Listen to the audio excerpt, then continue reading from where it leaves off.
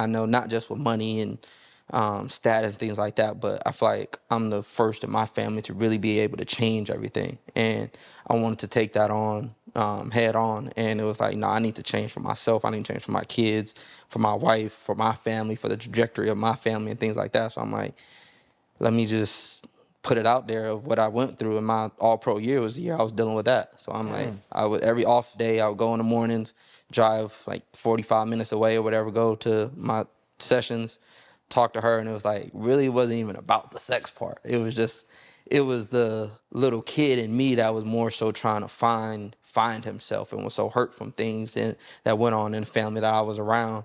And I ended up falling off into that. And it's just like, for me, it's like, let me heal that little boy so this man can be who he needs to be for his family. So that was really what that whole journey was about. But I think it was important for me to speak on that because I feel like a lot of times, of course, as black men, I feel like we're looked at a certain way. We're looked at in that light. I think even just as men in general, it's one of those things where if you ain't getting none by a certain age, it's like, bro, you uncles where people, hey, bro, you gay? Like, what's wrong? Like, you get that pressure, and it's like one of those things where it's like you don't really know. But I feel like for me, it's one of those things where it's like if we only had I won't even say the right men, but if the men that were in our lives were led by the Spirit, were led by God, and groomed us to be who we are called to be, I think the trajectory of our lives would be completely different. So it's like, for me, I know now who I'm truly called to be and how to operate, how to think, how to renew my mind, how to renew my heart in that way.